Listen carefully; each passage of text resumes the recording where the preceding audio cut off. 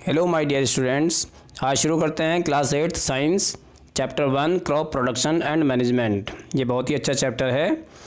Crop क्या है, सबसे पहले तो ये पता होना चाहिए कि क्रॉप क्या है, उसका प्रोडक्शन किस तरीके से करते हैं और किस तरीके से उसका मैनेजमेंट होता है। तो क्रॉप क्या होता है, जब एक ही तरह के प्लांट्स को एक ही फील्ड में ग्रो किया जाता है किसी पर्पज़ के लिए। A group of same kind of plants grown in a particular field for a purpose। यदि किसी पर्पज़ के लिए हम कुछ प्लांट्स को किसी एक पर्टिकुलर फील्ड में ग्रो करते हैं तो दैट इज़ क्रॉप। उसे क्या कहते हैं, फिर क्रॉप कहते हैं उसको। उसका प्रोडक्शन करना और किस तरीके से उसको मैनेज करते हैं, ये हम इस चैप्टर में सीखेंगे। Paheli and Boojho went to their uncle's house during the summer vacation. Paheli और बोजो अपने अंकल के घर जाते हैं गर्मियों की छुट्टियों में। Their uncle is a farmer. उनका अंकल क्या है, उनके अंकल एक फार्मर है, किसान है। One day they saw some tools like खुरपी, sickle, shovel, plough etcetera in the field. तो वहाँ कुछ टूल्स भी देखते हैं वो खेत में जा कर के, जैसे खुरपी होगी, सिकल होगी। सिकल वो होती है जिससे चारा काटते हैं, शॉल जो होता है फावड़ा, और प्लो जो होता है जिसको हल भी कहते हैं। ये सब उन्होंने कहाँ देखा, फील्ड में देखा, खेत में जाकर के उन्होंने ये सारे के सारे टूल्स देखे। You have learn that all living organisms. आपने सीखा कि जितने भी लिविंग ऑर्गेनिजम्स होते हैं रिक्वायर्ड फूड, सभी को फूड की ज़रूरत होती है। Plants can make their own food themselves. और आपने ये भी सीखा है कि प्लांट जो होते हैं अपने फूड को अपने आप प्रिपेयर कर सकते हैं, अपने आप बना सकते हैं। Can you recall how green plants synthesize their own food. क्योंकि प्लांट जो होते हैं ग्रीन प्लांट्स किस तरीके से अपने फूड को सिंथेसाइज करते हैं, बनाते हैं। Animals including humans can not make their own food. ना तो एनिमल्स और ना ही ह्यूमन्स क्या कर सकते हैं, अपना फूड प्रिपेयर कर सकते हैं। So where do animals get their food. तो वो कहाँ से अपना फूड लेते हैं, एनिमल्स जितने भी होते हैं वो अपना फूड कहाँ से लेते हैं, किससे ऑब्टेन करते हैं। But first of all why do we have to eat food. सबसे पहले ये जाने कि हमें फूड जो होता है हम क्यों खाते हैं। We already know that the energy from food is utilized by organisms for carrying out their various body functions such as digestion, respiration and excretion. ये हमें पहले से पता है कि हमें जो एनर्जी जो होती है वो कहाँ से मिलती है, जो हम फूड यूज़ करते हैं, जो हम फूड खाते हैं। और क्या उसमें उसका जितना भी यूज होता है फिर किसके लिए होता है, carrying out their various body functions. हमारी बॉडी के अंदर बहुत सारे ऐसे फंक्शंस होते हैं जिसमें वो एनर्जी यूज़ कर ली जाती है। सच है डाइजेशन, जैसे डाइजेशन हो गया, रेस्पिरेशन हो गया, एक्सक्रेशन हो गया। डाइजेशन यानी फूड का डाइजेस्ट होना, रेस्पिरेशन यानी एक बहुत ही लंबा प्रोसेस है ये, क्योंकि इसमें ऑक्सीजन जो होती है कहाँ जाती है, हमारे सेल्स के अंदर जाती है और वो ग्लूकोज से रिएक्ट करके क्या करती है, ग्लूकोज को बर्न कर देती है और एनर्जी प्रोवाइड करती है। एक्सक्रेशन क्या होता है कि हमारी बॉडी के अंदर जितने भी केमिकल रिएक्शंस के दौरान जितने भी वेस्ट बनते हैं उनको रिमूव करना बॉडी से। तो ये सारे जितने प्रोसेस होते हैं सभी प्रोसेस में एनर्जी की रिक्वायरमेंट होती है। We get our food from plants and animals or both. हम अपना फूड कहाँ से लेते हैं, प्लांट से भी लेते हैं, एनिमल से भी लेते हैं, या फिर दोनों से लेते हैं। इसके बाद देखते हैं, इसके बाद आता है हमारा in order to provide food for a large population. यानी अगर इतनी बड़ी पॉपुलेशन होती है तो उसको फूड कैसे प्रोवाइड करें। Regular production, proper management and distribution of food is necessary. यानी लगातार क्या करना, प्रोडक्शन करना, प्रॉपर उसका मैनेजमेंट करना, और जो नीडी है, जिसे ज़रूरत है फूड की, उस तक उस फूड को पहुंचाना। ये सारा किस में आता है, क्रॉप प्रोडक्शन एंड मैनेजमेंट, इसमें आता है। एग्रीकल्चरल प्रैक्टिसेस, अब इसको देखते हैं पहले। Till 10,000 BC people were nomadic. 10,000 BC में लोग क्या थे, नोमैडिक थे। नोमैडिक का मतलब होता है घुमंतु, जिसको बोलते हैं इधर से उधर घूमने वाले, अपनी ज़रूरतों को पूरा करने के लिए इधर से उधर घूमते रहते थे। They were wandering in groups from place to place in search of food and shelter. भोजन और आश्रय की खोज में वो घूमते रहते थे। They ate raw fruits and vegetables and started hunting for animals for food. उन्होंने वो क्या खाते थे, फ्रूट्स खाते थे, वेजिटेबल्स, और उन्होंने शुरू कर दिया था किसको, एनिमल्स को हंट करना, शिकार करना, किसके लिए, अपने फूड के लिए। Later they could cultivate land and produce rice, wheat and other food crops. लेकिन बाद में क्या हुआ, उन्होंने कल्टिवेट लैंड का मतलब होता है उन्होंने ज़मीन पर खेती शुरू कर दी, जिससे वो क्या करने लगे, राइस प्रोड्यूस करने लगे, व्हीट प्रोड्यूस करने लगे और अदर क्रॉप्स को भी वो उन्होंने प्रोडक्शन करना सीख लिया। दस वी बॉर्न एग्रीकल्चर, तभी से एग्रीकल्चर का जन्म हुआ। When plants of the same kind are grown and cultivated at one's place on a large scale, जैसे कि मैंने स्टार्टिंग में बताया था कि अगर एक ही तरह के प्लांट्स जो होते हैं और वो ग्रो किए जाते हैं किसी भी एक पर्टिकुलर प्लेस पर, पर्टिकुलर फील्ड में और बड़े स्केल पर, it is called a crop. उसे क्या कहते हैं, क्रॉप कहते हैं, फसल कहते हैं। For example, crop of wheat means that all the plants grown in the field are that of wheat. अगर हम व्हीट क्रॉप की बात करते हैं तो सारे जितने भी फील्ड के अंदर जितने भी प्लांट्स होंगे वो सब किसके होंगे, व्हीट के प्लांट होंगे, तभी हम उसको कहेंगे क्रॉप ऑफ व्हीट या व्हीट क्रॉप भी इसको कहते हैं। We already know that crops are different types of cereals, vegetables and fruits. हम क्रॉप्स के बारे में पहले से भी जानते हैं क्योंकि अलग अलग तरह की क्रॉप्स होती है, जैसे सीरियल्स हो गए, अनाज जो होते हैं, वेजिटेबल्स हो गए, फ्रूट्स हो गए, तो इन सब की क्रॉप्स जो होती है वो ग्रो की जाती है। These can be classified on the basis of the season in which they grow। ये सीजन पे भी डिपेंड करती है, उनका जो नाम होता है सीजन के हिसाब से भी होता है जिस सीजन में वो ग्रो की जाती है। India is a vast country. India क्या है, एक बहुत बड़ी कंट्री है। The climatic conditions like temperature, humidity and rainfall vary from region to region. अब यहाँ पे जो जितनी भी क्लाइमेटिक कंडीशंस होती है, टेम्परेचर हो गया, ह्यूमिडिटी हो गया, रेनफॉल हो गया, ये क्या होता है, अलग अलग क्षेत्रों में अलग अलग होती है। Accordingly there is a rich variety of crops, there is a rich variety of crops grown in different parts। अलग अलग तरह की जो क्रॉप की वैरायटी होती है वो ग्रो की जाती है अलग अलग पार्ट्स में ऑफ द कंट्री। देश के अलग अलग हिस्सों में अलग अलग तरह की क्रॉप ग्रो की जाती है। डिस्पाइट दिस डाइवर्सिटी, इस डाइवर्सिटी यानी इस विभिन्नता के अलावा, इस विविधता के अलावा two broad cropping patterns can be identified. These are, सबसे पहला इसमें खरीफ क्रॉप्स। खरीफ क्रॉप में क्या होता है, the crops which are sown in the rainy season are called kharif crop. Kharif crop कौन सी होती है, जो रेनी सीजन में ग्रो की जाती है, उस क्रॉप को हम क्या कहते हैं, kharif crops. The rainy season in India is generally from June to September. Rainy season कब से कब तक होता है, जून से लेकर के सितंबर तक होता है। इसमें पेडी हो गया, मेज हो गया, सोयाबीन और groundnut, coconut, cotton etcetera are kharif crops. ये सारी किसके एग्जांपल्स हैं, खरीफ क्रॉप के एग्जांपल्स हैं। और दूसरा होता है रबी क्रॉप्स। रबी क्रॉप्स में क्या होता है, the crops grown in the winter season are called rabi crops. जब विंटर सीजन में क्रॉप ग्रो की जाती है वो रबी क्रॉप्स होती है। Their time period is generally from October to March. उनका जो सामान्य तौर पर उनका जो पीरियड होता है, टाइम पीरियड जो होता है वो अक्टूबर से मार्च तक का होता है। इसके एग्जांपल्स क्या क्या हैं, rabi crops are wheat, gram, pea, mustard and linseed. ये इसके एग्जांपल्स हैं। Beside these pulses and vegetables are grown during summer at many places. इसके अलावा जो पल्सीज होती है या वेजिटेबल्स जो होती है वो अलग अलग प्लेसेस पर भी, अलग अलग क्षेत्र में भी ग्रो की जाती है समर्स में।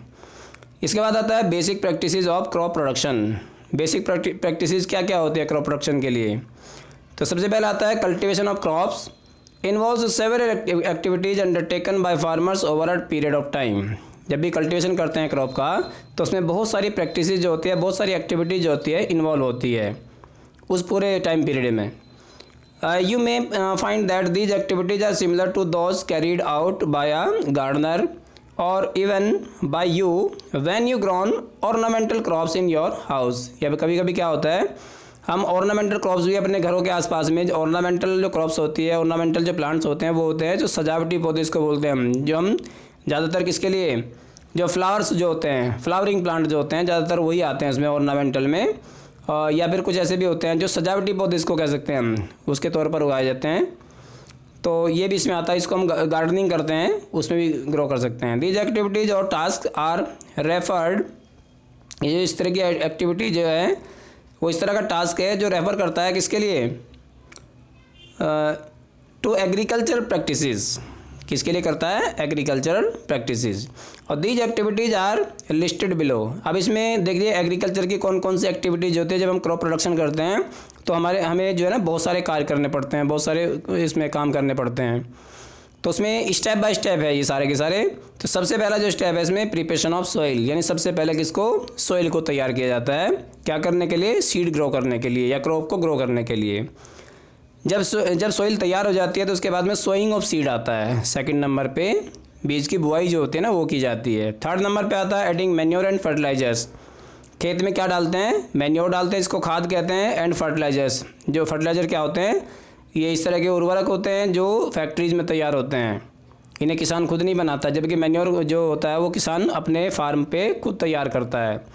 नेक्स्ट आता है फोर्थ इरिगेशन, यानी सिंचाई करना, फसलों की सिंचाई, इरिगेशन हो गया। नेक्स्ट आता है प्रोटेक्टिंग फ्रॉम वीड्स, यानी अपनी क्रॉप को प्रोटेक्ट करना किससे, वीड्स से। वीड्स क्या होते हैं, वीड्स ऐसे प्लांट्स होते हैं जो अनवांटेड होते हैं। अनवांटेड प्लांट्स मतलब जिसे किसान नहीं चाहता कि हमारे खेत में उगे, लेकिन उसके बावजूद भी वो फसल के साथ साथ खेत में उग जाते हैं, उन्हें वीड्स कहते हैं। तो उनसे अपनी क्रॉप को प्रोटेक्ट करना। 6 नंबर पे आता है हार्वेस्टिंग, यानी फसल की कटाई करना। और हार्वेस्टिंग करने के बाद में सबसे लास्ट का जो पॉइंट है वो है स्टोरेज, यानी किसान पूरी मेहनत से सारा अपनी फसल को उगाता है और फसल काटने के बाद नंबर आता है स्टोरेज का। स्टोरेज क्यों करना पड़ता है, स्टोरेज इसलिए करना पड़ता है क्योंकि जब फसल का उत्पादन होता है, जब क्रॉप का प्रोडक्शन होता है, तो सारा का सारा जो प्रोडक्शन होता है वो साथ साथ यूज नहीं होता है, वो लंबे टाइम तक, यानी जब तक अगली फसल नहीं आती तब तक उसको स्टोर करके रखना पड़ता है। इसलिए स्टोरेज भी ज़रूरी है। तो शुरू करते हैं एग्रीकल्चरल प्रैक्टिसेस में। सबसे पहला पॉइंट क्या है हमारा, प्रिपरेशन ऑफ सॉइल, यानी सॉइल की प्रिपरेशन करना, तैयारी करना। The preparation of soil is the first step before growing a crop. एक क्रॉप को बोने से पहले, ग्रो करने से पहले ये सबसे पहला स्टेप आता है कि सॉइल को प्रिपेयर करें। One of the most important task is agriculture is to turn the soil and loosen it. तो सबसे पहला जो टास्क आता है वो क्या आता है एग्रीकल्चर में, सॉइल को टर्न करना और उसको लूज कर देना। This allows the roots to penetrate deep into the soil. जिससे क्या होता है, जो रूट्स होती है वो अच्छे तरीके से पेनिट्रेट कर जाए सॉइल के अंदर, अच्छे तरीके से घुस जाए। द लूज सॉइल, जो लूज सॉइल होती है, allows the roots to breathe easily even when they grow deep into the soil. जब वो ज़मीन में नीचे की तरफ जाती है तो आसानी से वो नीचे की तरफ जा सके, रूट्स जो होती है पेनिट्रेट कर सके। What is the loosening of soil allow the roots to breathe easily. तो जो रूट्स होती है उनको क्या ज़रूरत होती है, why do the loosening of soil, जो सॉइल को लूज जो करते हैं, allow the roots to breathe easily, ताकि रूट्स जो होती है उसमें इजीली ब्रीथ कर सके, सांस ले सके। क्योंकि जो प्लांट की जो रूट्स होती है वो भी रेस्पिरेशन करती है, इसलिए उसको भी ऑक्सीजन की ज़रूरत पड़ती है। जब वो फैलेगी, पेनिट्रेट करेगी, तब किसमें, जो लूजन सॉइल होती है उसके अंदर वो इजीली फैल सकती है और वहाँ से ब्रीदिंग भी कर सकती है। The लूजन soil help in the growth of earthworms and microbes present in the soil.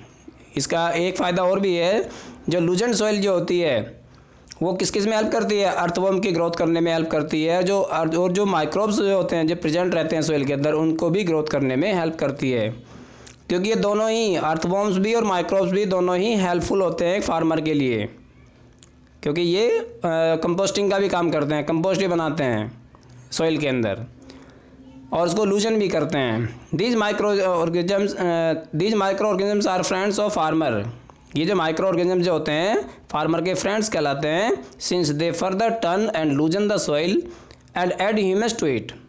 क्या करते हैं, सॉइल को टर्न भी करते हैं, लूज भी कर देते हैं और ह्यूमस भी ऐड करते हैं उसके अंदर। जैसे मैंने बताया था भी डिकम्पोज कर देते हैं जो भी रिमेन्स होते हैं प्लांट्स के, उनको, या एनिमल्स के रिमेन्स होते हैं, उनको डिकम्पोज करके वो ह्यूमस में कन्वर्ट कर देते हैं। But why does the soil need to be turn and loosen. अब सॉइल को नीड क्या ज़रूरत होती है टर्न करने की या लूजन करने की। You have learned in the previous classes, आपने पहली क्लासेज में सीखा है दैट सॉइल कंटेन्स मिनरल्स, कि सॉइल में क्या होता है, मिनरल्स होते हैं, वाटर होता है, air and some living organisms. इसके अलावा कुछ छोटे छोटे ऑर्गेनिजम्स भी होते हैं। In addition dead plants and animals, dead plants भी होते हैं, एनिमल्स भी होते हैं, गेट डिकम्पोज, जो डिकम्पोज हो जाते हैं बाय सॉइल ऑर्गेनिजम्स, सॉइल के अंदर रहने वाले ऑर्गेनिजम्स के द्वारा। इन दिस वे, इस प्रकार various nutrients held in the dead organisms are released back into the soil. तो इस प्रकार से क्या होता है, जो बहुत सारे जो न्यूट्रिएंट्स जो होते हैं held in the dead organisms, जो डेड ऑर्गेनिजम्स के अंदर होते हैं, आर रिलीज्ड बैक, वो दोबारा से वापस आ जाते हैं कहाँ, इनटू द सॉइल, मिट्टी में दोबारा से आ जाते हैं। These nutrients are again absorb by plants, और ये न्यूट्रिएंट्स दोबारा से प्लांट्स के द्वारा एब्जॉर्ब कर लिए जाते हैं। Since only a few centimetres of the top layer of soil supports plant growth, क्योंकि जो कुछ ही सेंटीमीटर में जो प्लांट की जो ग्रोथ होती है वो कहाँ किस में रहती है, टॉप सॉइल के अंदर कुछ ही सेंटीमीटर तक रहती है, जो छोटे छोटे प्लांट्स होते हैं। Turning and loosening of soil brings the nutrients rich soil to the top so that plants can use these nutrients. तो जितने भी जब इसको टर्न करते हैं सॉइल को, तो सब उसमें कहाँ जाते हैं, जितने न्यूट्रिएंट्स होते हैं सारे ऊपर की तरफ आ जाते हैं, जिसको क्या कर सकते हैं प्लांट्स ईजिली एब्जॉर्ब कर सकते हैं। Thus turning and loosening of soil is very important for cultivation of crops. The process of loosening and turning of the soil is called tilling or plowing. यानी लूजन करना और टर्न करना soil को क्या कहलाता है, उसे कहते हैं टिलिंग और ploughing. This is done by using a plough. अब ये किसके द्वारा किया जाता है, एक प्लो के द्वारा यानी हल के द्वारा किया जाता है। Ploughs are made up of wood और आयरन। प्लो किसके बने हुए होते हैं, लकड़ी और लोहे के बने हुए होते हैं।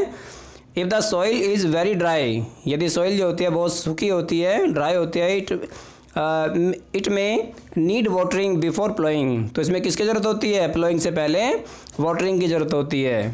पहले खेत में पानी भर दिया जाता है ताकि सॉइल आसानी से लूज हो जाए, प्लोइंग कर सके, उसके अंदर टिलिंग कर सके। द प्लॉड फील्ड में have big PCs of soil called crumbs. जब उसमें क्या नाम, जब प्लोइंग करते हैं तो क्या होता है, तो कुछ बड़े बड़े पीसीज रह जाते हैं सॉइल के, जिनको हम क्रम्स भी कहते हैं, big pieces. It is necessary to break these crumbs with a plank. तो उनको ब्रेक करने के लिए किसका सहारा लेते हैं, प्लैंक का सहारा लेते हैं। प्लैंक की हेल्प से वो सारे जितने भी बड़े बड़े जो पीसीज होते हैं सॉइल के, वो सब ब्रेक हो जाते हैं, टूट जाते हैं। The field is levelled for sowing as well as the irrigation purposes.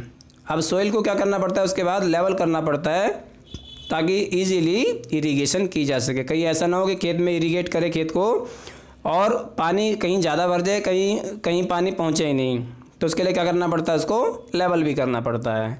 The levelling of soil is done with the help of leveller. तो सॉइल को लेवल करने के लिए लेवलर की ज़रूरत पड़ती है। लेवलर क्या कर देता है, सॉइल को लेवल कर देता है, जिससे इरिगेशन के दौरान पानी जो होता है, वाटर जो होता है, पूरी ज़मीन पर, पूरी मिट्टी में फैल जाता है। Sometimes manure is added to the soil before tilling. कभी कभी क्या होता है, मैन्योर जो होता है, जो खाद होती है, वो टिलिंग से पहले यानी खेत की जुताई करने से पहले खेत में डाल दी जाती है। This helps in proper mixture of manure with soil. इससे क्या होता है कि जो मैन्योर जो होता है वो सॉइल के साथ में अच्छी तरीके से मिक्स हो जाता है। The soil is watered before sowing. और सॉइल को सोइंग से पहले यानी बीज की बुआई से पहले उसमें खेत में पानी दिया जाता है। इसके बाद आते हैं एग्रीकल्चरल इम्प्लीमेंट्स, यानी खेत में जो टूल्स यूज़ किए जाते हैं उनको एग्रीकल्चरल इम्प्लीमेंट्स भी बोलते हैं। बिफोर सोइंग द सीड, यानी बीज को बोने से पहले, it is necessary to break soil to the size of grains to get better yield. यानी अच्छी उपज प्राप्त करने के लिए क्या ज़रूरी है, to break soil to size of grains, यानी सॉइल को ब्रेक करना टू साइज ऑफ ग्रेन्स। तो यानी जो ग्रेन जो होते हैं, जो अनाज के साइज़ के हिसाब से, क्योंकि कई बार क्या होता है, बीज जो होता है ना बहुत छोटा होता है, तो अगर वो ज़्यादा गहराई में चला जाता है, ज़्यादा नीचे चला जाता है डेप्थ में, तो वो ग्रो नहीं कर सकता, जर्मिनेट नहीं हो सकता। This is done with the help of various tools. और ये प्रोसेस किससे होता है, अलग अलग तरह के टूल से होता है। The main tools used for this purpose are the plough, hoe and cultivator. तो मेनली यही तीनों यूज़ किए जाते हैं, या तो हल यूज़ किया जाता है, या हो यूज़ किया जाता है, या फिर कल्टिवेटर यूज़ किया जाता है। तो आप इनको नाम से शायद नहीं जानते होंगे, तो इनके पिक्चर्स भी इसमें दी हुई है, इनकी पिक्चर्स हैं, उनकी पिक्चर से आप इसको पहचान सकते हैं। ये आप देखिए यहाँ पर, ये प्लो है, एक फार्मर है प्लोइंग करता हुआ, ये आपको सिंपल प्लो दिखाई दे रहा है, जो किससे बना हुआ है, वुड और आयरन से मिलकर के बना हुआ है। दोनों का इसमें दोनों ही मिलकर के बनाते हैं इसको। प्लो के बारे में थोड़ा सा और सीखते हैं। Plough this is being used since ancient times for tilling the soil, adding fertilisers to the crop, removing the weeds, scraping of soil etcetera. यानी जो प्लो जो होता है बहुत काफ़ी लंबे पुराने समय से यूज़ किया जा रहा है। किसके लिए, सॉइल को टिलिंग करने के लिए, या फर्टिलाइज़र को उसमें ऐड करने के लिए क्रॉप में, या रिमूविंग द वीड्स यानी वीड्स को खेतों से रिमूव करने के लिए, और स्क्रैपिंग ऑफ सॉइल और सॉइल को स्क्रैप करने के लिए भी। This implement is made of would and is drawn by a pair of bulls. ये लकड़ी का बना हुआ होता है और किसके द्वारा खींचा जाता है, बुल्स। बुल्स क्या होते हैं, जो बैल जो होते हैं उनके द्वारा खींचा जाता है, या फिर अदर एनिमल्स के द्वारा भी, जैसे हॉर्सेज हो गए, कैमल्स हो गए, ये भी इसको पुल करने का काम करते हैं। It contains a strong triangular iron strip called ploughshare. Ploughshare कहाँ पे होती है, जहाँ पर जो हिस्सा जो ज़मीन से टच होता है, जो ज़मीन को चीरता हुआ चलता है मिट्टी को, उसे प्लोशेयर कहते हैं। ये आयरन का बना हुआ होता है। The main part of the plough is a long log wood which is called a plough shaft. एक लंबा हिस्सा जो होता है जो वुड से बना हुआ होता है, उसको क्या कहते हैं, उसको कहते हैं plough shaft. There is a handle, एक उसमें एक हैंडल भी होता है, एट वन एंड, एक सिरे पर होता है, ऑफ द शाफ्ट के। The other end is attached to a beam which is placed on the bull's neck. जो दूसरा जो सिरा होता है उसका, वो कहाँ रखा रहता है, वो बैलों के कंधे पर रखा रहता है बीम का। One pair of bulls and a man can easily operate the प्लो।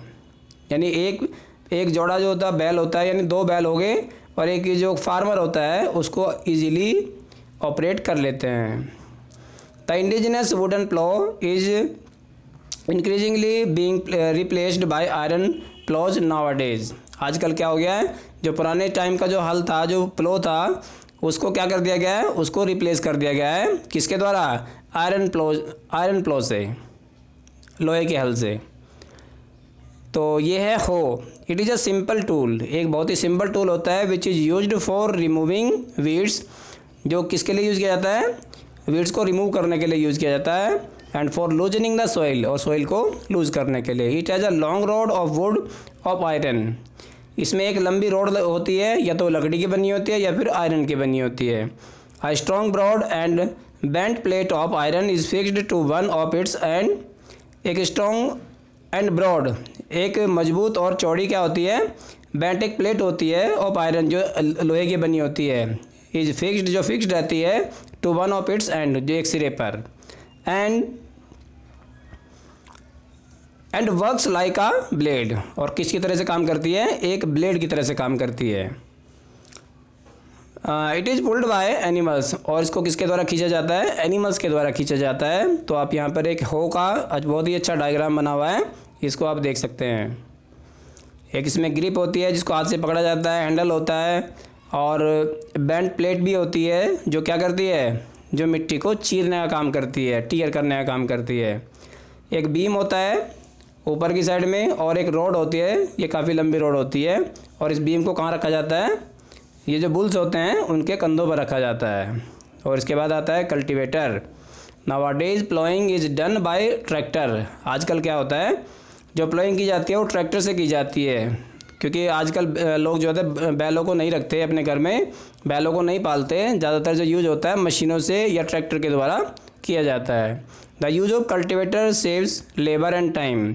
इसका फ़ायदा क्या होता है मशीनों से काम करने का, उसमें लेबर भी बचती है और जो टाइम होता है वो भी बचता है, टाइम भी कम लगता है। तो आप देख सकते हैं डायग्राम बहुत अच्छा डायग्राम है, जिसमें एक ट्रैक्टर क्या कर रहा है, एक कल्टिवेटर की हेल्प से क्या कर रहा है, टिलिंग कर रहा है, प्लोइंग कर रहा है। और इसके बाद आता है सोइंग। सोइंग क्या होता है, बीज बोना। खेतों में जब बीज की बुआई की जाती है उसको सोइंग बोलते हैं। Sowing is the most important part of crop production. Sowing क्या है, क्रॉप प्रोडक्शन का एक बहुत ही इंपॉर्टेंट पार्ट होता है। बिफोर सोइंग, बीज बोने से पहले good quality seeds are selected. एक ऐसे सीड का सिलेक्शन किया जाता है जो अच्छी क्वालिटी का हो। Good quality seed are clean and healthy seeds. Good quality seed कैसे होते हैं, क्लीन, साफ भी होते हैं और हेल्दी भी होते हैं, ऑफ अ गुड वैरायटी, अच्छी वैरायटी के। Farmers prefer to use needs which give a high yield. Farmer prefer क्या करता है, टू यूज सीड्स, ऐसे सीड्स का यूज़ करता है which give a high yield, जिससे क्या हो सके, अच्छी उपज प्राप्त हो सके। यील्ड क्या होती है, उपज होती है, और क्योंकि पर्पज़ तो अच्छा प्रोडक्शन लेना ही होता है। इसके बाद आता है are there seeds which float on water, क्या जो सीड जो होते हैं, क्या बीज जो होते हैं, क्या वो वाटर के ऊपर फ्लोट करते हैं। वुड दोज बी लाइटर और heavier than those which sink, कुछ ऐसे भी होते हैं जो नीचे बैठ जाते हैं, नीचे डूब जाते हैं, कुछ लाइटर होते हैं, हल्के होते हैं, जो ऊपर की तरफ फ्लोट करते रहते हैं। Why would they be lighter, वे हल्के क्यों होते हैं। डैमेज्ड सीड्स बिकम होलो, जो डैमेज्ड सीड जो होते हैं वो खोखले होते हैं, होलो होते हैं। एंड आर दस लाइटर, इसलिए वो हल्के हो जाते हैं। Therefore they float on water, इसलिए वो पानी के ऊपर तैरते हैं। This is a good method for separating good healthy seeds from the damaged ones, ये बहुत ही अच्छा मेथड होता है। जब उसको पानी में भिगो देते हैं तो पानी में भिगोने के बाद में जितने भी सीड्स होते हैं, अनहेल्दी सीड्स जो होते हैं या होलो सीड्स जो होते हैं, वो ऊपर की तरफ फ्लोट करते रहते हैं, और जो हैवियर सीड जो होते हैं या अच्छी क्वालिटी के सीड जो होते हैं वो नीचे की तरफ बॉटम में बैठ जाते हैं। इसलिए दोनों को क्या करते हैं, सेपरेट कर लेते हैं। बिफोर सोइंग, यानी बीज को बोने से पहले, one of the important task is to know about the tools used for sowing seeds, यानी बीज को बोने से पहले ये बहुत ही इंपॉर्टेंट टास्क होता है ये जान लेना कि जब हम सीड की सोइंग कर रहे हैं तो हम कौन से टूल्स का यूज़ कर रहे हैं।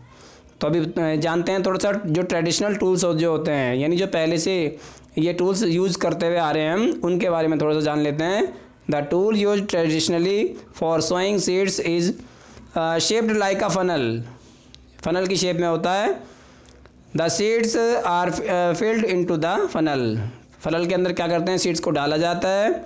पास्ड ड्रॉन थ्रू 2 और 3 पाइप्स, उसको 2 या 3 पाइप से उसको पास किया जाता है। हैविंग शार्प एंड्स, उनके जो एंड्स होते हैं वो शार्प होते हैं।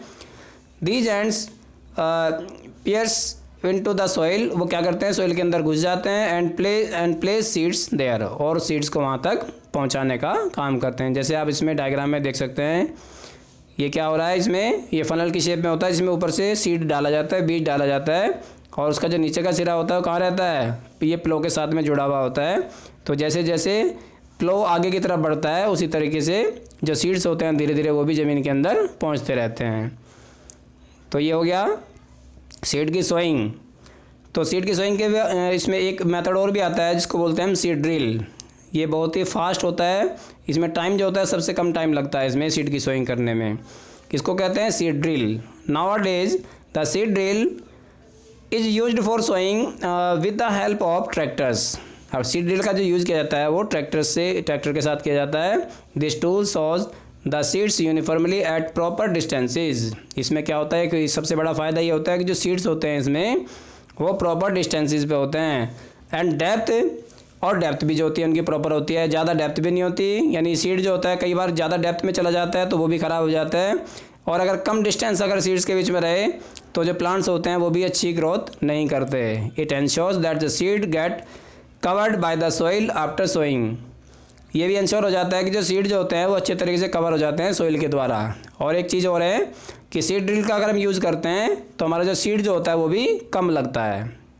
नहीं तो क्या होता है, बहुत सारा सीड जो होता है वो ऐसे ही ख़राब हो जाता है, और इसमें सीड जो होता है, बीज जो होता है वो भी उसकी भी कम अमाउंट लगती है। This prevents damage caused by birds.